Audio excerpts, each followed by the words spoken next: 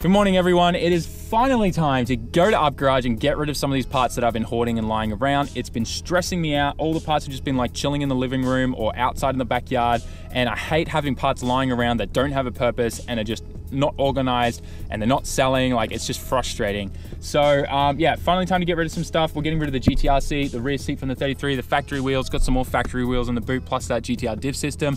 I just needed to clean some stuff out. It was stressing me out. I wanted to get rid of it. I'm sick of seeing it lying around. I'm sure you guys can relate. Plus I'll get some brownie points with the misses as well, like cleaning up a little bit. You know what that's like, guys. So anyways, let's head to Up Garage. Hopefully there's some cool stuff there to check out as well while I'm selling stuff, and then we'll go from there. All right, so we just arrived at Up Garage. I'm gonna go inside, fill out the paperwork, wait for them to call my name. We'll sell it all, then we'll take a look at what's going on there. Maybe while we're waiting for them to call my number as well, we might see if there's any cool parts. I stopped by Starbucks on the way, got myself a venti caramel macchiato. So if ever you guys meet me and you want to give me something, caramel macchiato from Starbucks is my fix. Let's go. Damn, guys, check out all the fake Ganadors here. I should like grab them all and just flog them off on eBay. People in the States would pay heaps for these. There's always a bunch of like cool new things here. Check out the twin Tomei turbos for an R34 GTR. Bunch of usual stuff. There's actually like a whole bunch more of Toyota parts I found over here in like the engine section. So over here, a little NA S14 motor for 300 bucks. This thing is probably never gonna sell because it's listed as an RB26 DT, but they've just got the RB26 internals in there, and the price they want for it's like $3 grand. I don't think anyone's gonna buy it, especially in that condition. They've got a couple R154 gearboxes there. Whole bunch of like, this is a JZZ30 diff, so that goes in the Sora. Another JZX90 diff, another one, whole bunch of Toyota parts all of a sudden here, and obviously the 1J. It's pretty cool. This super clean JZX80 Supra just rocked up. It's actually like really clean. He's running a radar detector too. Really nice. I really like the JZ80 Supra chassis. Just wish it came with an RB. And a wild elbow appears. Hey, elbow. Check out this thing, this is rocked up. VIP. It's got LED strips under the lights along the, they just duct taped on. And the LED bars on the side. Man, this guy's going nuts. Look at all the lights on the roof. Damn, this guy, he's going all out. Super cool. Elbow's RPF ones look awesome. Despite all the brake dust. Damn, man, you've been going hard on this. A little bit. See a few mountains? Oh, you got some new Kenders on there too. How do you like these? They nice and grippy? They are. Yeah? They're much better than like the shitty tires I had on the other wheels. Yeah. So It's good, man. great, but much better. I love this lip. Makes it look so much more aggressive, eh? Cool, man. Those headlights look good too still. Yeah. Check out this super clean Series 2 R33. This makes me wish I still had a 33 front. I love the Series 2 front. So this person actually is a subscriber. She follows the channel. I got to chat to her for a little bit. Her name's Jenny. Yeah, Elbow's a #1 subscriber for the channel. But she's actually getting this car ready to do some driving. She's gonna probably come to a few events that I'll be at. So it'd be really cool to kind of like drive with another 33. Hopefully she makes it to the one in January. But yeah, it's cool. Just seeing another super nice, clean 33. It's gonna be a cool car. Super clean Laurel. Looks awesome. It's even got the JAF badge. Super cool. Don't mind me a nice C35. The owner's sitting in the car. Oh, he's got anime plushies. Cool. I love the rear of these Laurels. I kind of want to get one of these and just drift it. Because it's got the Neo motor from the 34 in them. Yeah. So it's actually the same as what the 34 GTT motors, the Neo RB25. Yep, you can drift that really well. Okay, so I'm heading home now. It was great hanging out with Elbow again. Thanks again. If you guys don't know who Elbow is, check out his channel. It's called Drift Hunter. He's got some awesome like documentaries and content there about the underground like car scene here in Japan. Essentially, it's really good. It's literally like Discovery Channel, but for JDM cars. Moving on, the stuff I sold to Up Garage, they gave me a really fair price, man. Like, I was actually really happy with what they offered me. So that worked out really well. We'll be able to, you know, I made back my money for getting the car scrapped, which was great. So now what I'm doing is I'm gonna head home. We're gonna hang out with May for a little bit. We're gonna buy a whole bunch of Christmas gifts and stuff. And then after that, I'm hoping to do some more car stuff. I wanna mess around with the tune on the car a little bit.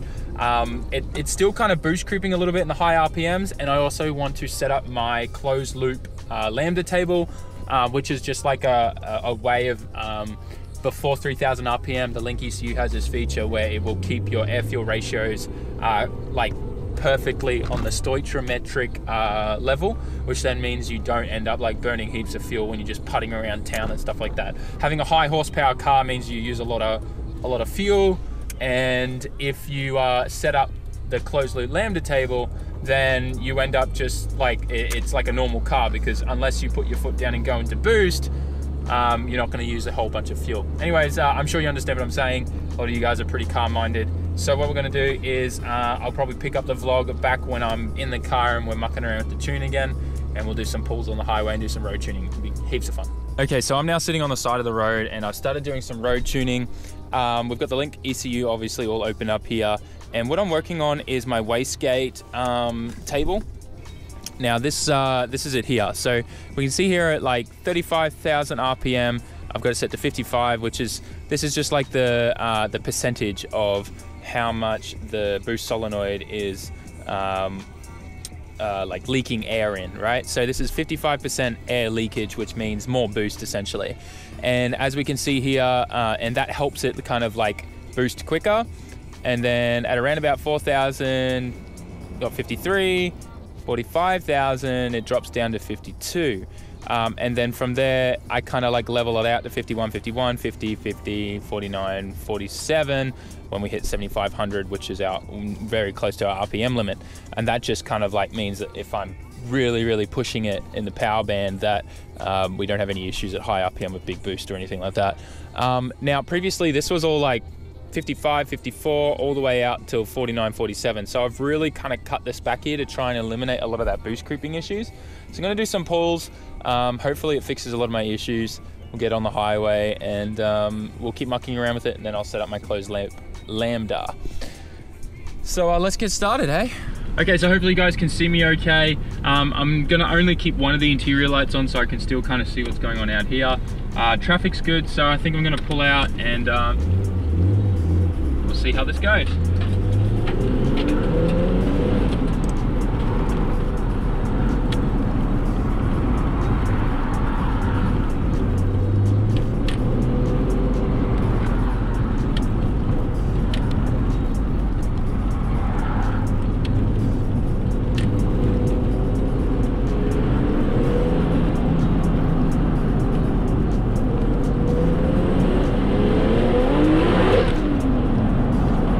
That was pretty good. The only limit we hit was the RPM limiter. We didn't hit the map limiter, which is set pretty aggressive so that I don't overboost.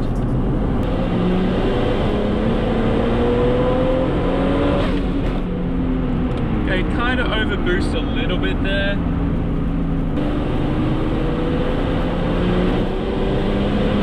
Yeah, it does kind of overboost a little bit. Alright, that's no problem. We'll make a little change there. I really need to get like a couple more GoPros so I can like put one in the engine bay for audio and on the back and stuff.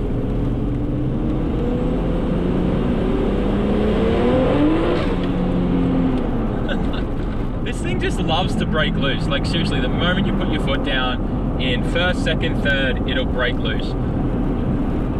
And I'm running 265s on the rear right now. So they're not like, you know, skinny tires. We just hit a map limit, or yeah, okay, so we did boost creep a little bit there. I think that was around like the 6,000 RPM mark, so I do need to put a little bit more of a cut there. This is bizarre. Like, I'm starting to wonder if maybe I'm having an issue with my wastegate, because I never used to have this issue. So I'm starting to wonder if like my wastegate is somehow like deteriorating, or it's not like it's not opening properly or something. I don't know, it's weird, because sometimes it'll be perfect and other times it won't be. So yeah, a little bit concerning. I'm not entirely sure what's going on. It's odd, like I can set it, get it to work, and then I test it in like, you know, second, third, fourth gear, and it's stable at 1 bar where I want it. And then I don't know if it's just like the temperature of the air or if something's actually just wrong with like my internal wastegate, like in the actuator on that or something. But then all of a sudden it's back to, even though the settings haven't changed on the ECU, and it's back to letting in an extra 0.2 of a bar, which is bad because like that's a lot of extra boost that's just, you know, over boosting. And I don't get it. I mean, logically, it is probably my internal wastegate. So I probably need to, I don't know, pull it off, have a look at it, inspect it, maybe test it, set up a little test rig with an air compressor. I don't know. I'm really struggling to try and figure out why it's doing this. It's very bizarre. So yeah, I guess road tuning today wasn't really all that successful. But at least I guess you guys got to hear some cool noises. Hopefully the GoPro picked up the engine noise and the blow off valve. Well, not the blow off valve, but the surge, compressor surge. But yeah, I don't know. Hopefully it's all good. Okay, so that was a really confusing road tuning session for me. I obviously didn't get the results that I wanted. And as you saw, there's something happening either with my, my internal wastegate actuator, or just like, I don't know, maybe the little flappy thing in the turbo is getting stuck or something like that. I need to test it. We might have to get an air compressor and like bring it up, see if it's getting stuck or anything like that. Or, I mean, I don't think it's because the air's getting cold here anymore. Because literally, like as you saw in the video, I got it perfect. It was at 1 bar, wasn't budging. And then like 10 minutes, I did another third gear pull, and all of a sudden it was boosting to 1.2 again. Now it wasn't going above 1.2, but I don't know, man, it's weird. It's weird. I think everything's pointing to a faulty actuator. So luckily I've got that map limiter in place. What that means is even though, even if I didn't have a, like let's just say a vac line popped off on the, what's it called? The boost solenoid, the boost controller solenoid, even if a vac line even if a vac line came off on the boost controller solenoid for the ECU and the turbo just went to full crazy boost, what that means is it can still detect that, hey, the manifold pressure has gotten too high, and that just comes on and cuts ignition. Just like when I hit my RPM limit at 7,800 RPM. Does the same thing, stops you from blowing up your engine. So it's totally safe for me to drive around and stuff like that. It's just I can't do like drag racing in a straight line. Like while drifting or what like is mainly second gear, I'm not having the issue in second gear. It's only happening in third and fourth and fifth when doing pulls. It's weird, man, I don't know. So anyways, I'm gonna do some research on that. Maybe if you guys know anything about that, tell me in the comment section what you guys think it might be. I think I'm on the right track there and thinking it could be the wastegate actuator. But yeah, it'll be good to hear some input from you guys if you guys have had experience with that as well. But anyways, I just wanted to say as well, coming into the end of the year and the start of next year, I think things are going to slow down a little bit. It's generally just what happens, you know, with family, catching up with everyone, Christmas, you know, you want to spend more time with your loved ones. Obviously, I've started a new job as well, which means like, I can't actually take time off during the week yet until after my probation. So yeah, things are just, and I mean, it's going to start snowing probably early next year. So pretty much the drifting scene is done. But there are some really cool events, not drifting scene, drifting season is what I meant. Sorry, I'm really tired.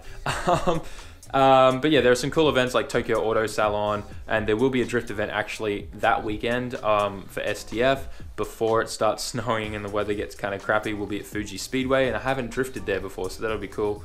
But yeah, after that, I don't know if there's going to be any events for quite a while, just because it's winter and it sucks and end of the year, and I'm ranting on. But yeah, hopefully you guys enjoy. Make sure you like, comment, share, and subscribe and all that. Please, if you think you know what the problem is with my car and the boosting issue, please tell me in the comment section. I really want some feedback from you guys. Hopefully that helps me sort it out. And yeah, I don't know. I'm just stressed and annoyed because I couldn't figure it out. Thanks heaps for watching, guys. Catch you in the next one. Ciao, matane.